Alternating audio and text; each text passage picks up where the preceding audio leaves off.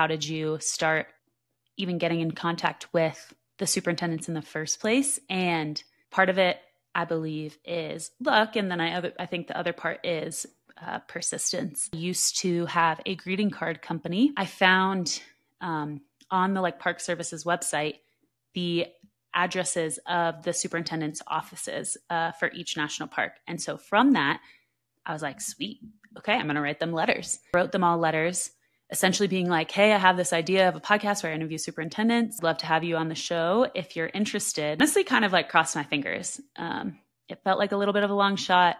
I didn't know how long it would take to get there. Maybe a month later, the superintendent from Indiana Dunes, which is outside of Chicago, I got an email from him being like, hey, I'm in. From that, I figured out the email pattern for each of the superintendents. So was able to, about a month after sending each letter, follow up with an email being like, hey, I sent a letter a couple months ago. I'm not sure if you've received it, but here's the idea. And then from there, it was some word of mouth, some finding the superintendents who were willing to take a chance on a podcast that at that point I didn't have a website. I didn't have any other recordings that they could go off of to get a feel. I love writing letters to friends and family. And it's cool that got to be the way that this all started.